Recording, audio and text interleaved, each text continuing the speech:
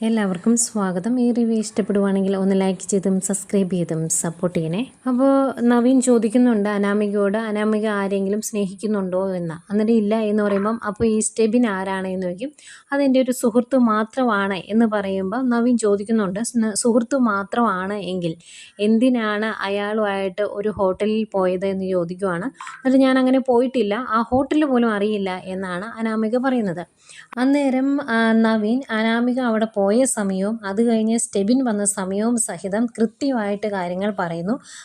ഇവർ രണ്ടുപേരും ആ ഹോട്ടലിൽ എത്തിയതിന് ശേഷം 305-ാം റൂമിൽ ഒരു രാത്രിയും പകലും ഒരുമിച്ച് കഴിഞ്ഞു എന്നുള്ള കാര്യം പറയുമ്പോഴും ഇതൊക്കെ വെറുതെ കെട്ടിച്ചമയ്ക്കുന്നതാണ്. ആ ഹോട്ടലിൽ ഞാൻ പോയിട്ടില്ല, അതിലൂടെ പോകുമ്പം ആ ഹോട്ടൽ കണ്ടിട്ടുണ്ട് എന്ന് മാത്രമേ ഉള്ളൂ, ഞാൻ അതിൽ പോയിട്ടില്ല എന്ന് പറയുന്നു.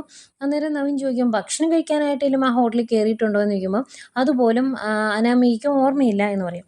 അന്നേരം അനാമികയുടെ വക്കീൽ ഇത്രയൊക്കെ കേട്ട് കഴിയുമ്പോഴേക്കും അനാമികയെ വെറുതെ തേജോവധം ചെയ്യാൻ വേണ്ടിയാണ് ഇങ്ങനൊരു കഥ ഉണ്ടാക്കിക്കൊണ്ട് വരുന്നത് എന്നൊക്കെ പറയുമ്പം ജഡ്ജി പറയുന്നുണ്ട്, ഇതിന് ശേഷം വക്കീലിനും സമയം കിട്ടുമല്ലോ, അന്നേരം ക്രോസ് ചെയ്താൽ മതി എന്ന് അയാളോട് ഇരിക്കാൻ പറയുന്നു.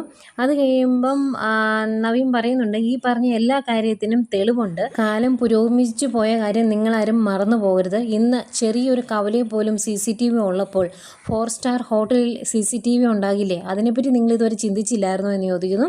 എന്നിട്ട് അതിൻ്റെ തെളിവായിട്ട് ഇവരവിടെ പോയതിൻ്റെ വിഷ്വൽസൊക്കെ ഉണ്ട്, അതെല്ലാം അടങ്ങുന്ന ഒരു പെൻഡ്രൈവ് നവീൻ ജഡ്ജിക്ക് കൊടുക്കുവാണ്. ജഡ്ജി അത് നോക്കിയതിന് ശേഷം നവീനോട് പറയും ഇനി വാദം തുടർന്നോളാൻ. അന്നേരം നവീൻ ചോദിക്കുന്നുണ്ട് അനാമികയോട്, ഇതിപ്പം കോടതിയിൽ തെളിഞ്ഞ കാര്യമാണ്, ഇനി എന്താണ് നിങ്ങൾ തമ്മിലുള്ള ബന്ധം എന്ന് പറയുമ്പം അന്നേരവും അനാമിക പറയുന്നത് അവൻ എൻ്റെ ഫ്രണ്ട് മാത്രമാണ്, അല്ലാത്ത രീതിയിൽ അതിനെ വ്യാഖ്യാനിക്കണ്ട എന്ന്.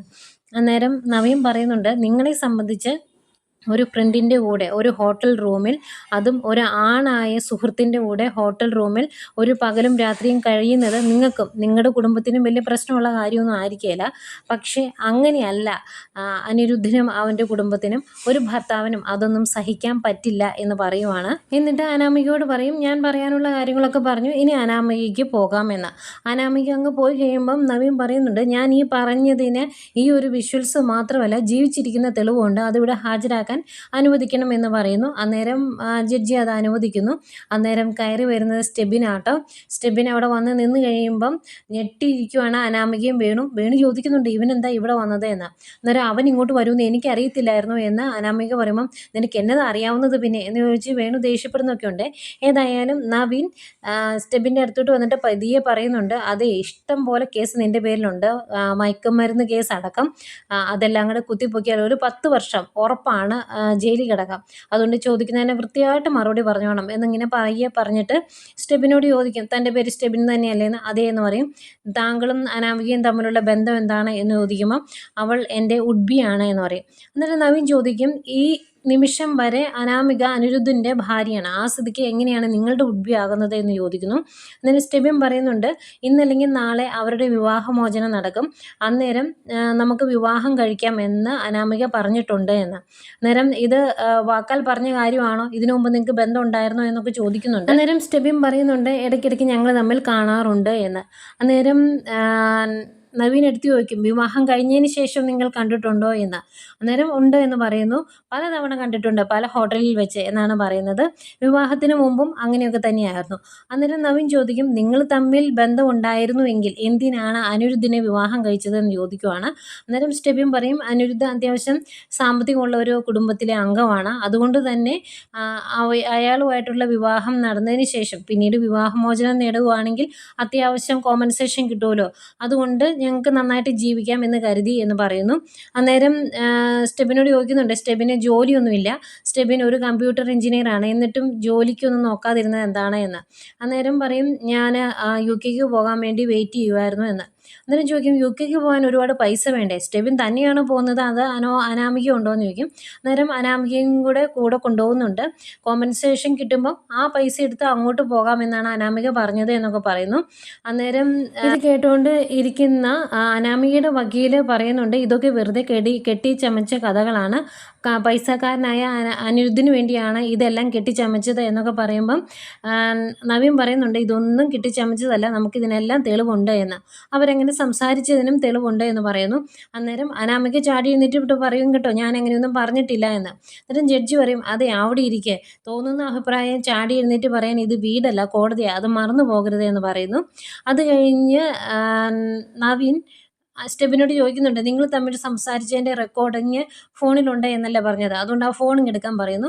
ഫോൺ എടുത്തു കഴിഞ്ഞാൽ ആ റെക്കോർഡിങ് ഓപ്പൺ ആക്കാൻ പറയുന്നു. എന്നിട്ട് അതുകൊണ്ട് ജഡ്ജിയുടെ കൈ കൊടുക്കുവാണ്. അന്നേരം ജഡ്ജി അത് കേൾക്കുന്നുണ്ട് കേട്ടോ. അനാമികയും സ്റ്റെബിനോട് സംസാരിക്കുന്നു. എടാ നാളെ മിക്കവാറും ഡിവോഴ്സ് നടക്കും, എങ്ങനെ പോയാലും ഒരു 3 കോടി കിട്ടുമെന്നാണ് ഞങ്ങൾ കരുതുന്നത് എന്നൊക്കെ പറയുമ്പം അങ്ങനെയാണെങ്കിൽ നീ അതിൽ നിന്ന് ഒരു 50 ലക്ഷം മാറ്റി വെച്ചേക്കണം, നമുക്ക് അങ്ങോട്ട് പോകാനുള്ളതല്ലേ എന്നൊക്കെ ചോദിക്കും. അന്നേരം അനാമിക ചോദിക്കുന്നുണ്ട് നിൻ്റെ കയ്യിൽ ഒന്നുമില്ലേ എന്ന്. അന്നേരം എൻ്റെ കയ്യിൽ ഒന്നുമില്ല എന്ന് ഞാൻ നിന്നോട് നേരത്തെ പറഞ്ഞിരുന്നതല്ലേ, ഇനി നിനക്ക് പൈസ എടുക്കാൻ എന്തെങ്കിലും ബുദ്ധിമുട്ടുണ്ടെങ്കിൽ ഞാൻ വേറെ അറേഞ്ച് ചെയ്യാമെന്ന് പറയുമ്പം അതൊന്നും വേണ്ടടാ കുഴപ്പമില്ല എന്ന് പറയുന്നു.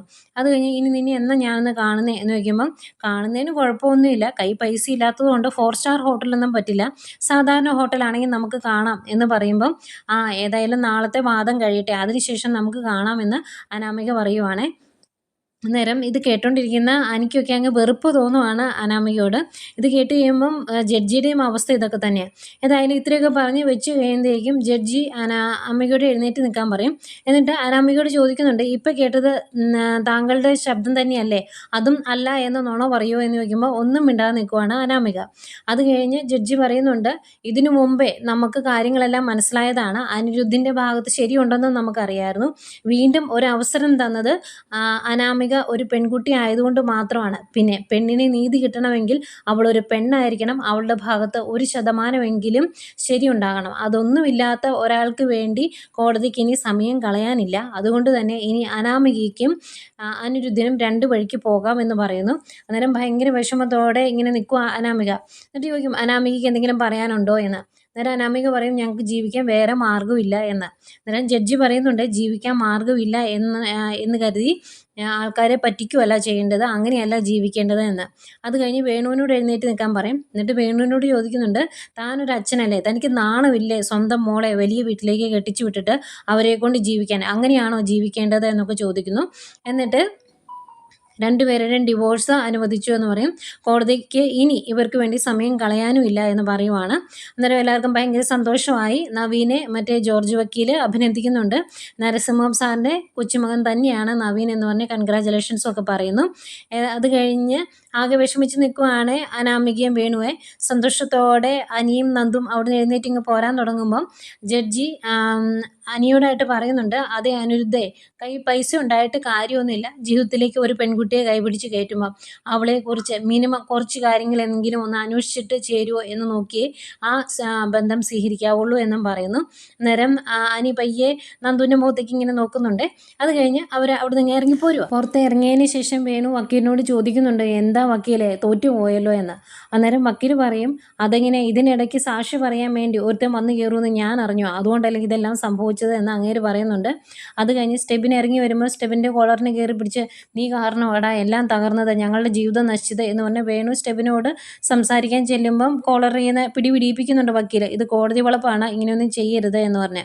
അന്നേരം അനാമിക ചോദിക്കുന്നുണ്ട് നീ പറഞ്ഞിട്ടല്ലേ ഞാൻ ഇതെല്ലാം ചെയ്തത്, എന്നിട്ട് നീ എന്താ ഇങ്ങനെയൊക്കെ കാണിച്ചത്, നീ ചതിക്കുമല്ലായിരുന്നോ എന്ന് ചോദിക്കുമ്പം സ്റ്റെബിൻ പറയുന്നുണ്ട് ഞാൻ ഇവിടെ വന്ന് സാക്ഷി പറഞ്ഞത് കാര്യങ്ങൾ പറഞ്ഞത് മാത്രമല്ലേ നിങ്ങൾ അറിഞ്ഞോളൂ, പക്ഷേ ഇതിനിടയ്ക്ക് വേറെ പല കാര്യങ്ങളും സംഭവിച്ചു എന്ന് പറയുമ്പോൾ അതെന്താണ് എന്ന് വേണു ചോദിക്കും. അന്നേരം സ്റ്റെബിൻ പറയുന്നുണ്ട് എൻ്റെ പേരിൽ കുറച്ച് കേസുകൾ ഉണ്ടായിരുന്നു, അതൊക്കെ കുത്തിപ്പൊക്കും എന്ന് പറഞ്ഞ് നവീൻ വക്കീൽ ഭീഷണിപ്പെടുത്തി, അതുകൊണ്ടാണ് എനിക്ക് ഇവിടെ വന്ന് ഇതൊക്കെ പറയേണ്ടി വന്നത് എന്ന് പറയുമ്പം അങ്ങനെ ഭീഷണിപ്പെടുത്താൻ മാത്രമുള്ള കേസൊക്കെ നിൻ്റെ പേരിലുണ്ടോ എന്ന് വക്കീൽ ചോദിക്കും. അന്നേരം വേണു പറയുന്നുണ്ട് കാണും, അല്ലെങ്കിൽ ഇവൻ ഇവിടെ വരില്ലല്ലോ എന്ന് പറയുക. അത് കഴിഞ്ഞ് നീ പൊക്കോ, ഇനി എൻ്റെ മുന്നിൽ കണ്ടേക്കരുത് എന്ന് വേണു പറയുവാണ്. അവരങ്ങ് പോയി കഴിയുമ്പോൾ വക്കീൽ പറയും ചെറിയ ചെറുക്കന്മാരുടെ മുമ്പിലൊക്കെ തോക്കുമ്പം ഒരിത്തിരി ബുദ്ധിമുട്ടുണ്ടോ, അതുകൊണ്ട് ഞാനിവിടെ നിൽക്കുന്നില്ല, ഞാൻ അങ്ങ് പോകുവാണ്. വക്കീൽ പോയി കഴിയുമ്പോഴേക്കും നവീനും അതുപോലെ നന്ദുവും അനിയും ഒക്കെ ഇറങ്ങി വരും. അത് അന്നേരം നവീൻ പറയുന്നുണ്ട് കഴിഞ്ഞ ദിവസം നിങ്ങൾ എന്നെ വെല്ലുവിളിച്ചു, ഇതിനു മുമ്പ് ഞാൻ എങ്ങനെയാണ് കേസുകൾ കൈകാര്യം ചെയ്തിരുന്നത് എന്ന് നിങ്ങൾക്ക് നന്നായിട്ട് അറിയാം, എന്നിട്ടും എന്നെ വെല്ലുവിളിക്കുമ്പോൾ ഞാൻ ഇത്രയെങ്കിലുമൊക്കെ ചെയ്യണ്ടേ എന്ന് ചോദിക്കുവാണ്. അന്നേരം നല്ല ദേഷ്യം വരുന്നുണ്ട് കേട്ടോ വേണുവിനും അനാമികയ്ക്കും. അന്നേരം ആകെ വിഷമിച്ച് വേണു പറയുവാണ് ഇനി ഞങ്ങൾക്ക് ജീവിക്കാൻ ഒരു മാർഗ്ഗമില്ല എന്ന്. അന്നേരം അനി പറയുന്നുണ്ട് അങ്ങനെ മാർഗ്ഗമില്ലെങ്കിൽ വല്ല അമ്പലത്തിലും പോയി ഇരുന്നാൽ മതി, അവിടെ വരുന്ന ഭക്തരെ സഹായിക്കുമെന്ന്. അല്ലെങ്കിൽ അകത്തേക്ക് നോക്കി തൊഴുതാൽ മതി, അവിടുത്തെ ഭഗവാനെങ്കിലും രക്ഷിക്കുമായിരിക്കും എന്ന് നന്ദുവും പറയുന്നുണ്ട്. അന്നേരം ഇതെല്ലാം കണ്ട് ദേഷ്യം വന്നിട്ട് വേണു പറയുന്നുണ്ട് നവീനോട്, ഇവരെ രണ്ടുപേരെയും ഇതുപോലെ സഹായിച്ച് കൂടെ നിൽക്കുന്ന വക്കീലിനെ ഇവർ തന്നെ തിരിച്ച് പണി തരും, നോക്കിക്കോ, ഇവർ രണ്ടുപേരും കൂടി വക്കീലിനെ തേക്കും, അത് ഉറപ്പാണ് എന്ന് പറയുമ്പം നവീൻ പറയുന്നുണ്ട്, അങ്ങനെ ചെയ്തിട്ടുണ്ടെങ്കിൽ ചെയ്തോട്ടെ, അത് ഞാൻ സഹിച്ചാൽ പോരെ, താൻ വിഷമിക്കണ്ട എന്ന് പറയുന്നു. അന്നേരം വേണു പിന്നെയും പറയുന്നുണ്ട്, നോക്കിക്കോ, ഞങ്ങൾക്ക് ജീവിതമാർഗ്ഗം ഇല്ലാതെ വരുമ്പം ചിലപ്പോൾ ഞങ്ങൾ ആത്മഹത്യ ചെയ്തു എന്ന് വരും, അങ്ങനെ ചെയ്തിട്ടുണ്ടെങ്കിൽ ഞങ്ങളുടെ ആത്മാക്കൾ നിങ്ങളെ വെറുതെ വിടിയല എന്നൊക്കെ പറഞ്ഞിട്ടാണ് രണ്ടുപേരും കൂടെ അങ്ങ് പോകുന്നത്.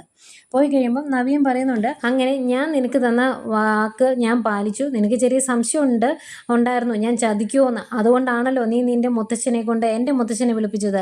ഏതായാലും എൻ്റെ സുഹൃത്തിനോട് ഞാൻ ആത്മാർത്ഥത കാണിച്ചു, ഇനി നീയാണ് എന്നോട് ആ ആത്മാർത്ഥത തിരിച്ചു കാണിക്കേണ്ടത്. ഞങ്ങളുടെ വിവാഹം നടക്കാൻ ചില തടസ്സങ്ങളുണ്ട്, തടസ്സം എന്ന് പറഞ്ഞത് എൻ്റെ അമ്മ തന്നെയാണ്. എൻ്റെ അമ്മയോട് ഞാൻ നന്ദുവിനെക്കുറിച്ച് പറയുമ്പം അമ്മ എന്തെങ്കിലും ഉടക്കുണ്ടാക്കിയിട്ടുണ്ടെങ്കിൽ നീ നിൻ്റെ മുത്തശ്ശിനെയും മുത്തശ്ശിയും കൊണ്ട് വീട്ടിലോട്ട് വന്ന് അമ്മയോട് സംസാരിക്കണം, അങ്ങനെ ഈ വിവാഹത്തിന് അമ്മയെ കൊണ്ട് സമ്മതം മൂളിക്കണം, അങ്ങനെയുള്ള കാര്യങ്ങളൊക്കെ നീയാണ് ചെയ്തു തരേണ്ടതെന്നൊക്കെ പറയും. അന്നേരം ആകെ വിഷമിച്ച് നിൽക്കുവാണ് അനിയെ. അന്നേരം നീ അങ്ങനെയൊക്കെ ചെയ്യുകയല്ലേടാ എന്ന് ചോദിക്കുമ്പോൾ അനി പറയുക, ആ നോക്കാമെന്ന്. അന്നേരം ആ സാധനത്തിന് നട്ടലെന്ന് പറഞ്ഞ സാധനമില്ല, അല്ലെങ്കിൽ പറയേണ്ട, എടാ എനിക്ക് എന്നോടൊരു കാര്യം പറയാനുണ്ട് എന്ന് പറഞ്ഞിട്ടൊന്ന് കാല് പിടിച്ചിട്ടുണ്ടെങ്കിൽ തീരുന്ന പ്രശ്നമുള്ളൂ. പക്ഷെ അനി നോക്കാം എന്ന് പറഞ്ഞ് ഇരിക്കുന്നു. അന്നേരം നവീൻ നന്ദുവിനോട് പറയും, ഞാനാണല്ലോ നന്ദുവിനെ ഇങ്ങോട്ട് കൂട്ടിക്കൊണ്ടുവന്നത്, ഞാൻ തിരിച്ച് വീട്ടിൽ കൊണ്ട് വിട്ടേക്കാം, വാ നന്ദു എന്ന് പറയുന്നു. അങ്ങനെ നവീൻ്റെ കൂടെ നന്ദു പോവുകയാണ്. ആകെ വിഷമിച്ച് രണ്ടുപേരും പരസ്പരം നോക്കുന്നൊക്കെ ഉണ്ട്. അവരങ്ങ് പോയി കഴിയുമ്പോൾ ഇനി ഇങ്ങനെ മനസ്സിൽ ഓർക്കുവാണ്, ഒരു ടെൻഷൻ ഒഴിഞ്ഞപ്പം അതിനേക്കാൾ വലിയ ടെൻഷൻ തലയിൽ വന്ന് കയറി. ഈ വിവാഹമോചനം ഞാൻ ആഗ്രഹിച്ചത് എനിക്ക് ഇഷ്ടപ്പെട്ട പെണ്ണിൻ്റെ കൂടെ ജീവിക്കാൻ വേണ്ടിയാണ്, ഇനിയിപ്പോൾ അതും നടക്കില്ലെന്നാണ് തോന്നുന്നത് എന്നിങ്ങനെ ചിന്തിച്ച് നിൽക്കുന്ന അനിയെ കാണിച്ചുകൊണ്ടാണ് ഇന്നത്തെ കഥ തീരുന്നത്.